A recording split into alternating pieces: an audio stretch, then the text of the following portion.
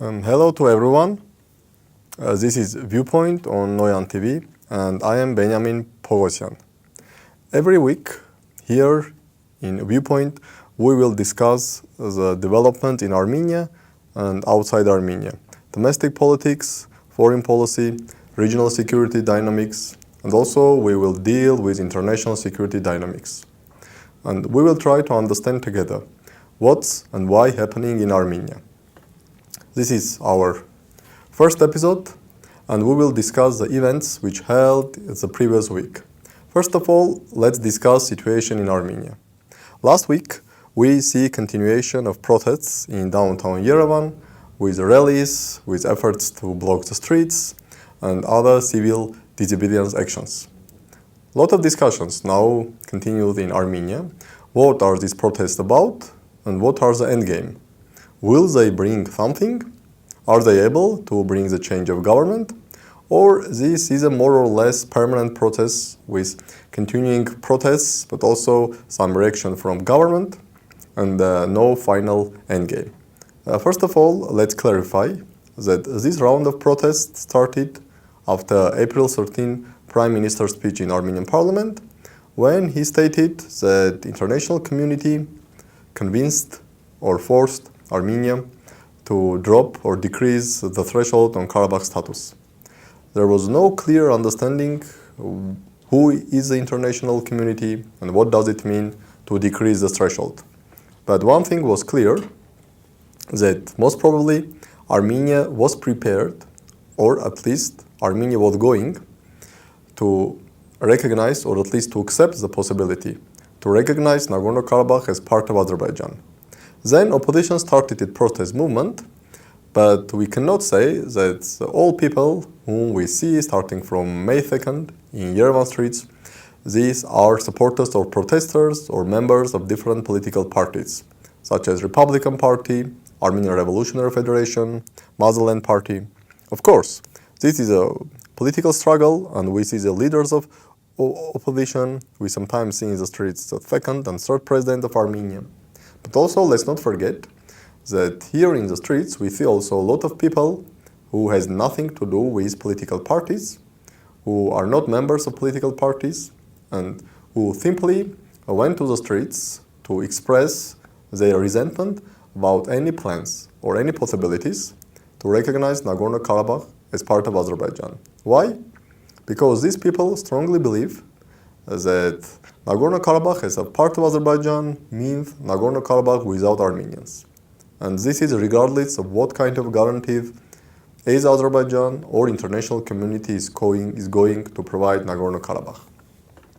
So the first message from my point of view of these protests even is not the demand for the Prime Minister resignation, but first and clear message of this protest is the fact that politically active part of Armenian society, or at least a majority of politically active part of Armenian society, this part is not going to simply wait and see how Nagorno-Karabakh is being incorporated into Azerbaijan.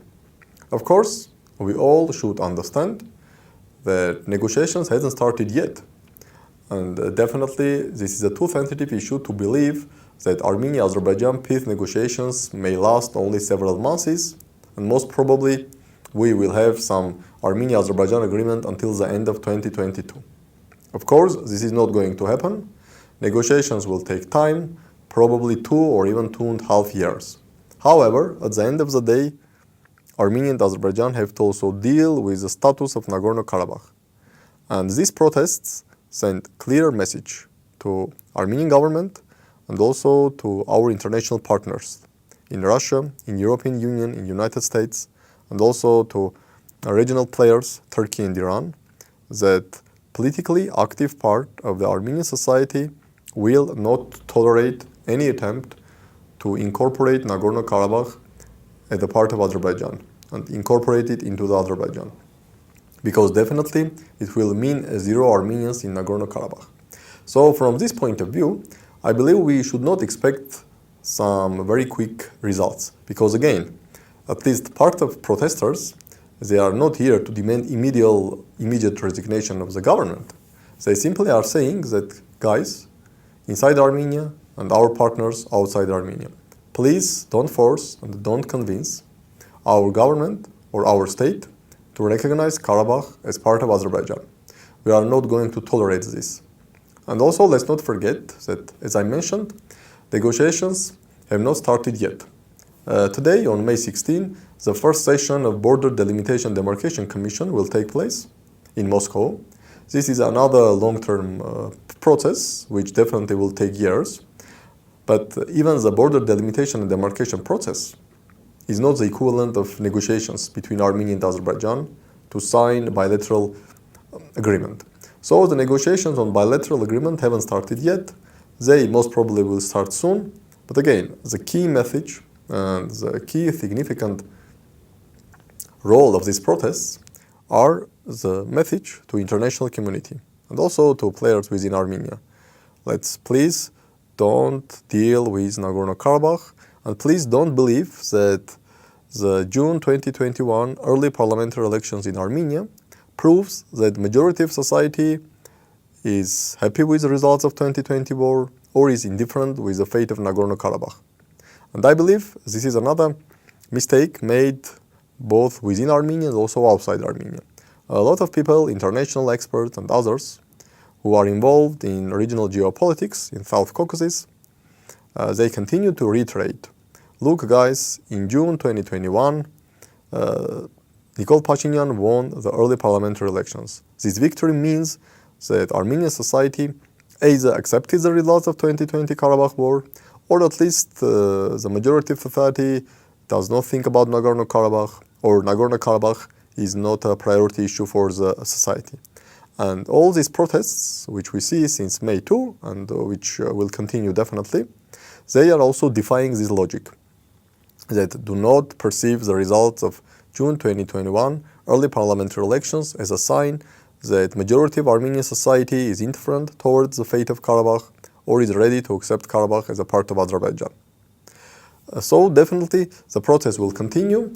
I'm sure that we will see the continuing protests. But again, I don't believe that they will bring the change of government soon. And again, for part of the protesters, as far as I see it, the key goal is not the change of government. The key goal is to clearly express their position. Nagorno-Karabakh could not be part of Azerbaijan, or that at least they will not tolerate Nagorno-Karabakh to be part of Azerbaijan. Now let's discuss also some developments around Armenia. First of all, let's go to Dushanbe, when there was a session of CIS foreign ministers meeting, and there was also the trilateral meeting between Armenian, Azerbaijan, and Russian foreign ministers, facilitated by Russia. And here again, all sides confirm their readiness to start the process, to start the negotiations between Armenia and Azerbaijan. Here, let's be very clear. We have three different tracks. Of course, these tracks are intertwined. They are not totally separate, but again, they are not the same. Track number 1, restoration of communications. Track number 2, the start of the work of Commission on Border Delimitation and Demarcation. Track number 3, peace negotiations over Nagorno-Karabakh, or negotiations to sign an agreement between Armenia and Azerbaijan. It could be peace agreement, it could be simply bilateral agreement on mutual relations. So from these three tracks, all international actors, Russia, United States, European Union, Turkey, and Iran, who have any influence in the South Caucasus, they all support the launch of these three tracks. The first track on restoration of communications was launched back in early 2021 within this trilateral commission led by deputy prime ministers of Armenia, Azerbaijan, and Russia. The second track, border delimitation and demarcation, starts today on May 16, 2022. And the third track, the negotiations to sign a treaty between Armenia and Azerbaijan, will start soon. So all agree on this. And in Dushanbe, sides reiterated their commitment to start all these tracks, continue the communications, restoration of communications track, and also to launch the border delimitation and demarcation and bilateral negotiations track. So this was an important meeting in Dushanbe, but again, let's have clear understanding that the start of negotiations and the signature of agreement between Armenia and Azerbaijan, or the start of border delimitation demarcation commission, and the actual delimitation and demarcation of up to 1,000 kilometer borders between Armenia and Azerbaijan, these are totally different things. So again, let's not wait that within several months the entire Armenia-Azerbaijan border will be demarcated or the agreement between Armenia and Azerbaijan will be signed. This process will take times and probably even years. And another important development which happened in the region was Armenia-Iran intergovernmental meeting in Yerevan on mutual economic cooperation. Definitely Iran is one of the significant players in the South Caucasus. Of course, for Tehran, South Caucasus is not as important as Middle East. Iran's vital national interests lay in Middle East, in Iraq, in Syria, in Lebanon. But South Caucasus has a border with Iran, and from Iranian point of view, the key goal is not to allow South Caucasus to be used for any anti-Iranian activities, be it by the United States or by Israel. And we all know about a lot of reports that Israel actively uses Azerbaijani territory for some anti-Iranian activities. And definitely this cannot make Iranians happy. From Iranian point of view, because South Caucasus is not a number one priority for them, and also Iran has limited resources to significantly impact the developments in the South Caucasus. For them, the key guarantee that South Caucasus will not be used by United States for any anti-Iranian activities is the strong position of Russia in the South Caucasus. Especially now, after February 24, Iran understands very well that Russia's strong positions in South Caucasus means weaker American positions. So from Iranian point of view, the best case scenario for South Caucasus to see strong Russia, which will prevent strong United States here. If we speak about Armenia-Iran relations, definitely Iran has concerns about potential establishment of at least de facto control over the Sunni region by either Azerbaijan or Turkey. Iranians very carefully hear the statements coming from especially Azerbaijani leadership, from Azerbaijani President Ilham Aliyev, that Turkic world was artificially divided by including Sunni or Zangezur into the Soviet Armenia, and that this mistake should be corrected. Zangezur corridor should be opened, and in that case, the entire Turkic world will be united, starting from Istanbul until Kazakhstan-China border. This cannot make Iranians happy, because let's not forget that Iran and Turkey were historical competitors. And despite now their relations are relatively managed, especially under the rule of the Turkish President Recep Tayyip Erdogan. But however, Iran does not want to see its entire northern perimeter encircled by Turkey and Azerbaijan, starting from Caspian Sea and until the Turkey-Iran border.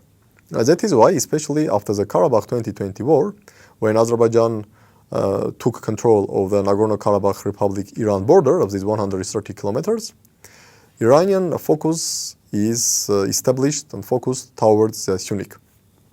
Iran does not want to see de facto Azerbaijani and Turkish control of Sunni. That is why in late December 2021, Iran made a statement that it's going to open consulate in Sunni, in Tapan city, the capital of Sunni region. Quite significant development. In late April 2022, Iranian ambassador visited Tapan, met with governor of Sunni region, met with Tapan's mayor, and they also discussed the possibility to boost the process of establishing of a consulate. During this intergovernmental meeting, which took place on May 10, May 11, and May 12, 2022, several options were discussed to boost Armenia-Iran economic cooperation in different spheres: infrastructure, transport, digital economy, pharmaceutical, and etc. From Iranian point of view, cooperation with Armenia and increased Iranian economic presence in Armenia, especially in Sunni region, is a counterbalance of Turkish and Azerbaijan ambitions, because Iran understands that to take control over Sunni, Turkey and Azerbaijan does not need to militarily occupy the region. They simply can economically penetrate the Sunni, increase their influence, and at the end of the day, control. That is why Iran is really interested to boost its economic cooperation with Sunni, and here the potential deal between Iran and the Eurasian Economic Union on free trade deal may help. In 2018, Iran and the Eurasian Economic Union signed an interim free trade deal for 2 years, then they extended the deal for additional 1 year, and now negotiations are reaching to the final end for the permanent free trade deal between Iran and the Eurasian Economic Union. After the signature of the deal, and Armenia is the only Eurasian Economic Union member country which has land border with Iran, Armenia-Iran land border can become a very intensive place of Eurasian Economic Union Iran economic interactions. And Iranians can use this free trade regime with Armenia as a member of Eurasian Economic Union to significantly increase its presence in Syunik, including by constructing several factories in Syunik region, producing several goods and exporting from Armenia to Russia with tariffs free, given that both Russia and Armenia are part of Eurasian Economic Union. So for the previous week, the key developments: continuation of protests in Armenia, the meeting in Dushanbe between Armenian, Azerbaijani and Russian foreign ministers, and also the intergovernmental session of Armenia-Iran economic cooperation. So this is for our first episode, and we will meet again in the next week. Thank you. All the best.